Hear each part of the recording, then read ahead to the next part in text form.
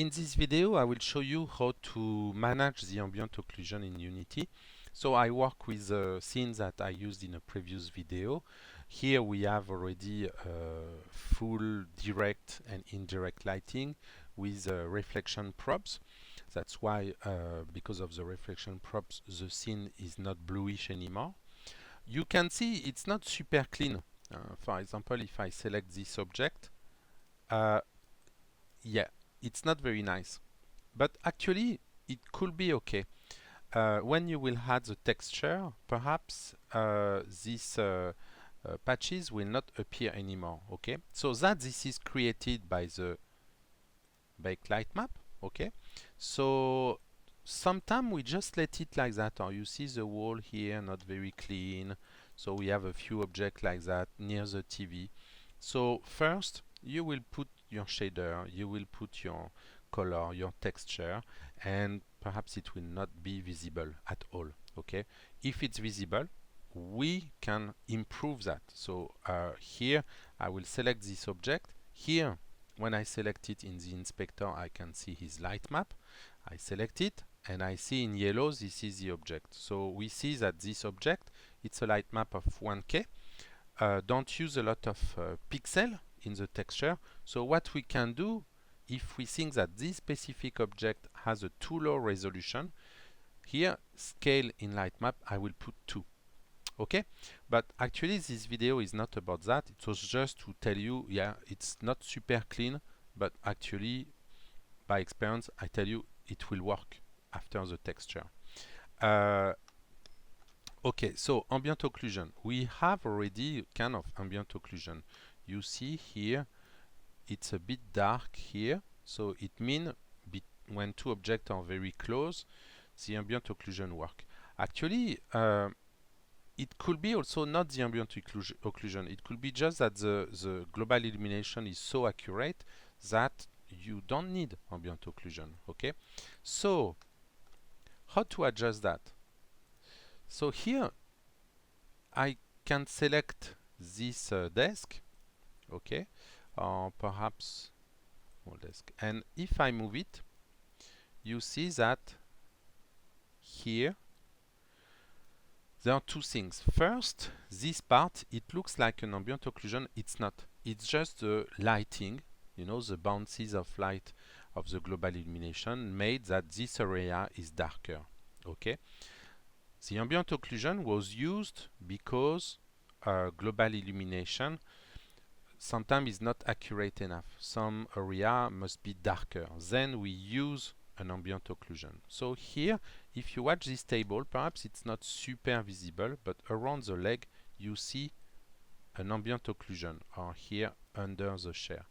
Okay, it's not very strong, and I will say it's not super nice because normally the ambient occlusion should be more under near the bottom of the leg of the table and not so high.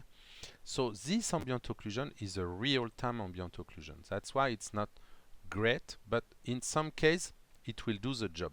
Okay, so here what I can do, I go in sky and fog, and there are two ways to access to this parameter. One is a bit more advanced. We will use the easy way.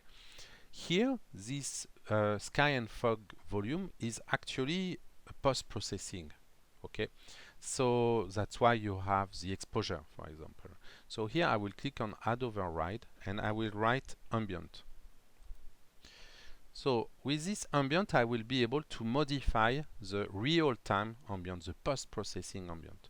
So here it's on, but since all these things are off, it doesn't change anything. So now I will click on to take the control, override the intensity of the occlusion. So here it's 0. By default, I don't know how much is it. So I could, why not, increase it to 4, which is of course very ugly. Okay, so here you could adjust it. Okay, I will put it very strong so you will see very clearly. So you see it's everywhere. Okay, everywhere it will work, and even if I move this object, of course. So here, just to remind you, this is a real-time ambient occlusion. So it's more something we will use on moving object. So if I go back to my sky and fog, we have intensity. Very important is a radius, and here for indoor it's really too strong. It's 2. So 2, it means it's 2 meters. So we will reduce it. Okay, and you usually when it's indoor, I put it between 10 to 20 centimeter. So let's try with perhaps 15 centimeter. Okay, so here we have something much better. Now of course it's too strong, so I need to reduce. Okay, but here we start to have something more realistic. Perhaps sometimes it looks weird because the scene is full white or full gray, but with the texture it will look nicer. Okay, so usually we change the radius. It's a most important parameter. So here 2 objects at less than 20 centimeter will create this interaction. Actually here I see I cannot put less than 25 centimeter, so probably it's new, but let it like that. And intensity, be careful. If you put it too strong, it will be very ugly. Okay, so 1, which is by default, should be okay. After you have other parameter, of course quality, you can go to high quality. It will be better but slower. Okay, so here I will not modify that because in this case I'm happy with that. Okay, so here this is a real-time ambient occlusion. But what we can also do, so perhaps I will put that back.